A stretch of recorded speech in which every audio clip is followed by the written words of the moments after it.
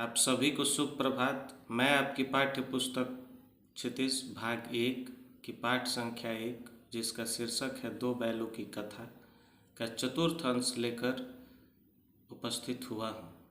इससे पूर्व तीसरे अंश में हमने पढ़ा कि किस प्रकार हीरा मोती जब दूसरी बार गया के घर से भागते हैं तो एक मटर के खेत में चरने लगते हैं।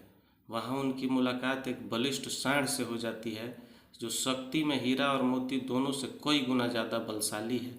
बावजूद इसके दोनों मित्र मिलकर उसका सामना करते हैं, एक साथ उस पर वार करते हैं, अतः सांड पराजित हो जाता है। यहाँ हमें एकता के साथ रहने का संदेश मिलता है, जिससे कि हम अपने से बलशाली या किसी बलशाली राष्ट्र के ऊपर भी विजय प्राप्त कर सकते हैं। एकता में काफ़ी शक्ति होती है, इसके माध्यम से प्रेमचंद्र ने बताया है। सांड को परास्त करने के पश्चात विजय के नशे में चूर दोनों बैल एक बार फिर से हरी मटर के खेत को चरने लगते हैं।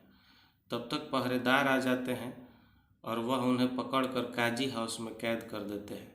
काजी हाउस एक ऐसी जगह है जहां आवारा पशुओं को कैद किया जाता है जो किसानों की फसलों को बर्बाद करते हैं। अर्थात दूसरे शब्दों में हम कह सकते हैं कि जानवरों की जेल को काजी हाउस कहते हैं।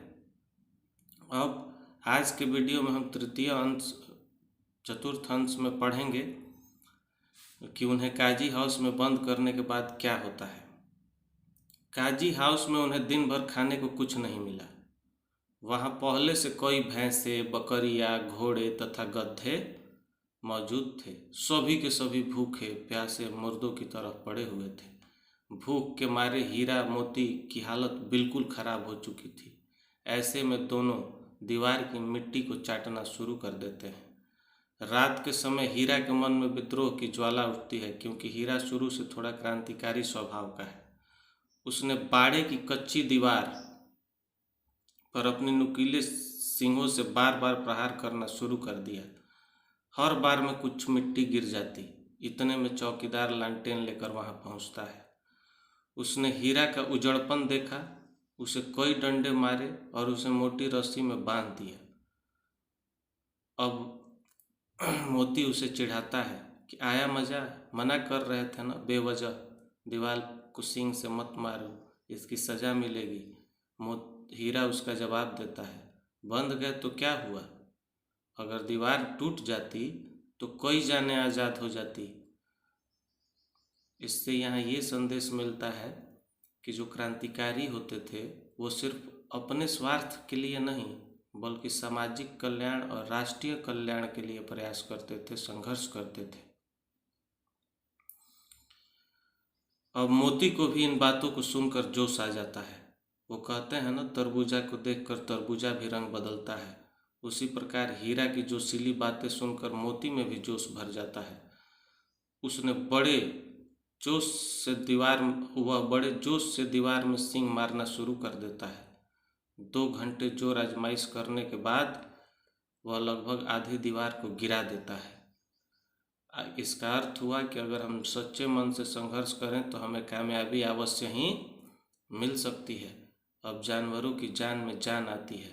सबसे पहले घोड़ियाँ भाग निकलती हैं, फिर बकरियाँ, फिर भैंसे, गधे, माफ़ कीजिएगा भैंसे। गधे वहीं खड़े रहे, बोले भागने का क्या फ़ायदा, फिर पकड़े जाएंगे। मोती ने उन्हें सींग मार मार कर भगाया, लेकिन हीरा रस्सी से बंधा था, कैसे भागता। हीरा ने मोती को कहा कि वह भाग जाए, वरना उसकी खूब पिटाई होगी। मोती बोला, मैं विपत्ति में तुम्हें कैसे अलग कर सकता हूँ। वह भी वहीं सो गया। सुबह होते ही काजी हाउस के कर्मचारियों में खलबली मची। उन्होंने मोती की खूब मरम्मत की और उसे मोटे रस्सियों में बांध दिया। यहाँ हमें एक बार फिर से हीरा और मोती के बीच प्रगाढ़ मित्रता के दर्शन होते हैं। किस प्रकार एक मित्र के बंधे होने पर दूसरा मित्र चाहता तो भाग सकता था, परंतु ऐसी परिस्थिति में भी वह अपने मित्र को छोड़कर न भागा। बदले में उसने बहुत मार खाने को भी सुयश समझा। अर्थात जो लोग क्रांतिकारी होते थे, जो देश भावना से लिप्त होते थे, वो एक दूसरे पर अपनी जान को कुर्बान करते थे, न कि स्वार्थवश मौके पर पीठ दिखाकर भाग जाते थे। अब अगला है हीरा मोती कसाई के हाथ में। हीरा मोती एक सप्ताह तक वहीं बंधे रहते हैं। उन्हें सजा के तौर पे ना कुछ खाने को दिया जाता है और ना पीने को, बस दिन में एक बार थोड़ा सा पानी पिलाया जाता है। दोनों की ठठरियाँ निकल जाती हैं। ठठरियाँ यानी कि दोनों का शरीर हड्डी और के समान हो जाता है, बाहर से ही हड्डी और हड्डी दिखाई पड़ती है। एक दिन उनकी नीलामी होने लगती है। कोई भी खरीदार उन्हें नहीं खरीदता क्योंकि उनके शरीर पर मांस जरा सा भी नहीं रह चुका होता है। अंत में एक कसाई उन्हें खरीद लेता है। वह जिस तरह कूल्हे में उंगली गोद गोद कर देख रहा होता है, उससे हीरा मोती कांप जाते हैं। इससे उन्हें आभास हो जाता है कि यह कसाई है और उन्हें काटेगा। नीलाम होकर दोनों दढ़ियल कसाई के साथ चल देते हैं। वे अपने भाग्य को कोसने लगते हैं। कसाई उन्हें भगाए जाता है। रास्ते में उन्हें गाय बैलों का रेवड़ नजर आता है। वे सभी प्रसन्न होकर उछल कूद रहे होते हैं। हीरा मोती सोचने लगते हैं, ये कितने स्वार्थी हैं कि इन्हें हमारी विपत्ति की जरा सी भी चिंता नहीं। सहसा हीरा मोती को लगता है कि वे रास्ते उनके जाने पहचाने हैं। अब उनके दुर्बल शरीर में जान सी आने लगती है। जल्दी ही झूरी का घर नज़दीक आ जाता है। वे तेजी से भागने लगते हैं और भागते भागते जाकर थान पर खड़े हो जाते हैं। झूरी उन्हें देखता है और दौड़कर गले लगा लेता है। बैल भी झूरी का हाथ चाटने लगते हैं। दढ़ियल कसाई बैल पीछे से भागते भागते वहाँ तक पहुँच जाता है और दोनों की रस्सियाँ पकड़ लेता है। झूरी कहता है कि ये बैल मेरे हैं। कसाई कहता है, मैं इन्हें नीलामी में खरीद लाया हूँ। वह बैलों को जबरदस्ती ले जाने लगता है। मोती उसके सिर पर सींग चलाता है। दढ़ियल भागता है। मोती उसे वहाँ तक भगाता है जहाँ तक गांव की सीमा समाप्त नहीं हो जाती। अंत में झूरी निहाल होकर नादों में खली, भूसा, चोकर और दाना भर देता है। दोनों मित्र खाने लगते हैं। गांव में उत्साह छा जाता है। मालकिन आकर दोनों के माथे को चूम लेती है। इस प्रकार इस कहानी का समापन होता है और इस कहानी से हमें यह शिक्षा मिलती है कि आज़ादी कभी भी बिना संघर्ष के प्राप्त नहीं हो सकती। हीरा और मोती दोनों एक क्रांतिकारी के परिचायक हैं, जो कि अपने जैसे हम खुद के राष्ट्र के अधीन सुखी रहते हैं, शासनों के अधीन, उस तरह वो अपने मालिक झूरी के यहाँ सुखी हैं। परंतु वह गैरों के शासन, जिस प्रकार अंग्रेजों का शासन था, उस प्रकार वो